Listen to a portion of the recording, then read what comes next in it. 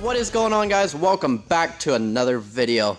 So guys, in this video I'm going to be going over everything that I have done to my truck. I get a ton of questions on Instagram about everything that I have done to this truck, and like you saw, I had put on my story a couple days ago. By the time you see this video, I had asked if anyone had any questions, and I got a few responses back from that. I didn't get a whole lot, but I got a few questions. We will be going over that later in the video, but first of all, I'm going to go over everything, everything that I have done to it, and then I'll answer all those questions at the end.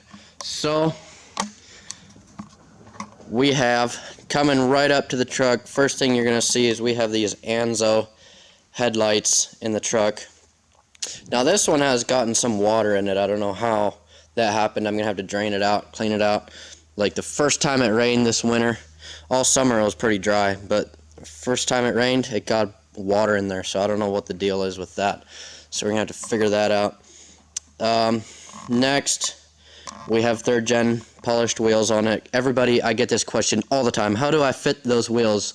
I have 1.5" spacers on those, and these are the just 17-inch polished aluminum. They're not the faceplate ones, they're actually the aluminum ones. They are 275 60 17 Nitto 420s. Excuse it being all dirty, it's just muddy and nasty outside right now. Tonneau cover. I get this question a lot too. Where did I get my tonneau cover? We get a lot of our parts through, because we're set up as a shop, through Turn 14 and Premier Performance, but this one came from Turn 14, but the company is TonnoPro. It is a Trifold TonnoPro Tonnefold cover. So I love that cover, it's awesome. Just kind of cleans it up, just because the inside of the bed is really nasty. So yeah, it kind of hides all of that. Then coming around here, you can see we have this Fass hanging down here. I've had that on there for quite a while now. If you go back, one of my first videos was putting that Fass on. Then my traction bars. Those traction bars I actually made myself. I used a piece of tubing to make the brackets, and then just cut it out with a die grinder, and took a tractor top link, cut it in half, and then just slid it inside of that tubing and welded the tubing to it. Then we have a 3.5-inch exhaust clamp clamped around the axle and then welded to the axle in the back there. So all in all, that costed me, between just with the top links and buying the metal, it was like $70 to build those versus $300 for buying one like from different companies. Everyone asked me why this fender is different. I backed into it. Yes, I know. I backed into it with a different truck. Actually didn't hurt the other truck at all.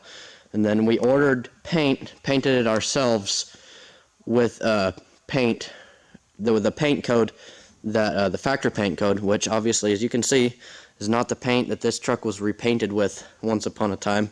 Who knows when it was painted, but here you can see there's a lot of runs, and I think there actually might be some rust back here too.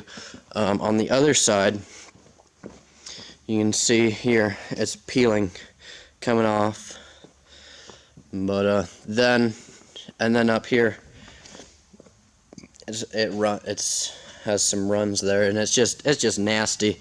I've put some polls on Instagram asking about a hood stack, and people are like, don't do that, it'll mess it up, it won't look as nice. Well, this hood, right where the hood stack would go, probably, there's like a bunch of, I don't know how well you can see it, don't mind the water spots, but there's like, it looks like it was dented, and then someone filled it with a bunch of Bondo. So and then up here on the front, there's just a bunch of dings and dents, and just, if I were to paint the truck, I would yank this hood off and get rid of it. The hood is garbage. So then up on the top here, this is more just kind of cosmetic now, going over everything, but there's a bit of rust up there. Then you can see right here, there's a bit of rust too. Let's see, let's go to the other side. On the interior,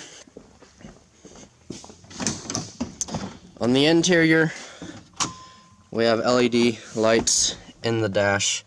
As you can see, well, now it's not going to do it, but they flicker really badly sometimes, so I need to pull the dash out and make sure the connection is good. But we have Autometer, 3rd gen factory match, Pyrometer, boost, and trans temp.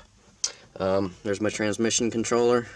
Oh, we got tint, 5% on the back window, 50% on the side windows, and then 5% brow across the top of the windshield. So yeah, other than that, the interior is all stock. Under the hood, we have a lot of stuff painted red, which obviously that adds quite a bit of horsepower. But aside from that, is we have a 5865.70 S300G from Midwest Truck.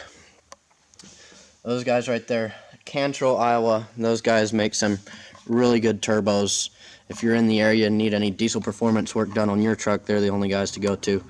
So that has a 4-inch HX40 downpipe going back to through a stainless MBRP 4-inch with a muffler. Yes, it does have a muffler, and then it goes back to a 6-inch axle dump. Next thing is 5x16 VCO injectors. I had 7x10s in here from Power Driven Diesel. I actually just got nozzles from Midwest Truck and then just swapped them onto these bodies. So technically these are Power Driven bodies with Midwest Truck 5x16 VCO nozzles on them. 60-pound valve springs under the valve covers, intake and exhaust. Injection pump. This thing is timed. I used a dial indicator to time it. It's timed to 1.9 millimeters. Stock on these trucks is 1.25. So we have a fairly good timing bump. That's just the typical, that's what a lot of VEs like, is 1.9 millimeters. You could go more. You just have to kind of play with it a little bit, see where the sweet spot is on these. Different trucks react differently to different timing, and obviously your injector and your turbo setup play a huge role in that too. We have a Hungry Diesel fuel pin in it, which I'm going to be getting rid of sometime, getting an M&H pin. 3800 governor spring. Man, I am saying a lot. I know. Excuse me. 3800 governor spring, which I absolutely love. I would never recommend anyone to go with the 3200. The 3800 made the truck completely like a new truck. I mean, it runs so much nicer. Throttle response is better. Everything is just makes for a better running truck. So yeah, that is everything as far as power upgrades, I believe. 2nd gen brake master cylinder swap. You can go back and watch the video. I'll link it up right here. Watch that video. Mishimoto aluminum radiator. Some people have claimed they have problems with these. I've never had a problem with it yet. It's been running, or it's been doing really good for me. I haven't had any problems.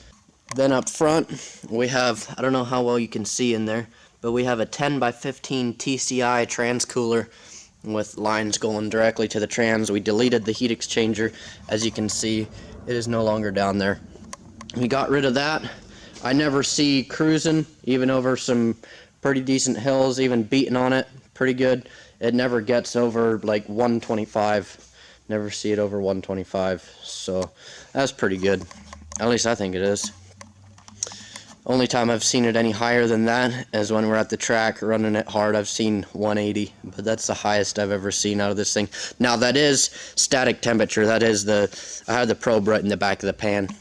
And that leads me to the next thing, is we have a 47RH trans swapped in this. I'll link that video up on the top in the corner of the screen right now too. It is a billet triple disc torque converter. Stock stall. I want to go to a little bit higher stall just so to spool the turbos a little better when we're at the track. A little higher stall. It has billet servos, billet input shaft. Let's see what else. Upgraded clutches. I had it built for like right around 600 horse, so it should have no problem doing that. It's not that terrible long of a, like the main big stuff isn't that much. Like turbo injectors, valve springs, pump mods, transmission, traction bars, Fass, yeah, and gauges, transcooler. That's about it for the big mods. That is just like a bunch of little stuff that I've done. Headlights, like I mentioned earlier, tint, just LED gauges, all that kind of stuff. So yeah. So we're gonna take it out for a quick rip here, so you guys can see how it rides. Hopefully my camera doesn't fall down. Just have it sitting up here on the dash.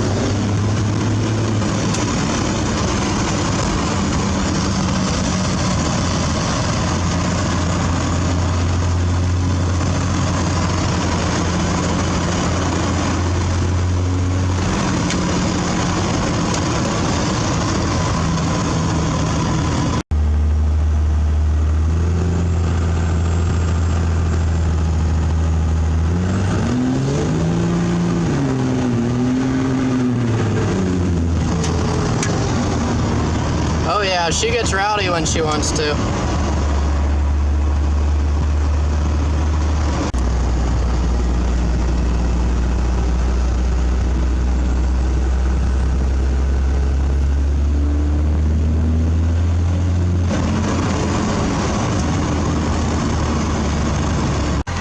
So I just pulled off the side here. I'm going to show you guys up here where we did that rolling burnout. There's other marks up here too from before, but there you can see this inside one here. That was from before. There's one other time. Here's the most recent, right here. Oh yeah, you can still smell it even. Oh yeah, so there you can see. Only a one tire fire, but still. So now I'm gonna be reading some of the questions that I got. I hope you guys can see me in here good. What injectors? I already went over that. 5x16 VCO from a Midwest truck. Straight pipe it. Yeah, I would really like to straight pipe it sometime. I'm thinking of just doing a hood stack once I go to compounds. So then it would technically be straight piped. So what drive shaft did you use to do the 47 swap? Stock drive shaft, just shortened 2 inches. Or no, 1 inch. I forget, but I go over that in the video about all of the when I did the trans swap. Does the fast fuel system make a difference? Yeah, I definitely noticed quite a bit of a difference.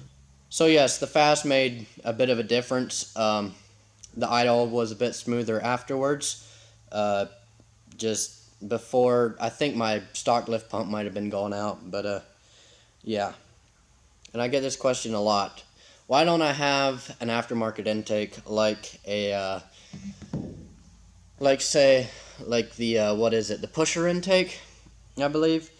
Well, biggest reason is because I'm hoping to go to compounds pretty soon here, and to me, $250 isn't worth just having it on there for 3 months or 4 months at the most. So to me, I'm trying to save my money and do what is most effective at each power level. So to me, the stock intake doesn't do that bad. I mean, the stock filter, it's not that restrictive. They're like, if it was a newer, like a second gen or even a third gen, I could see doing an intake. That would make sense then. Why don't I leave the stock wheels on the truck? I hate those stock wheels. I'm not a huge looks to me doesn't matter a whole lot, but once it's wheels for some reason make or break a truck. If you don't have the right wheels on it, it can look completely ugly, and then you can take that same truck and put some nice wheels on it and it looks a whole lot better. So that's why I have these 3rd gen wheels. I think they just look a whole lot better, and personally I cannot stand the stock 1st gen wheels. I hate those things. Best mods for for more fuel on a VE.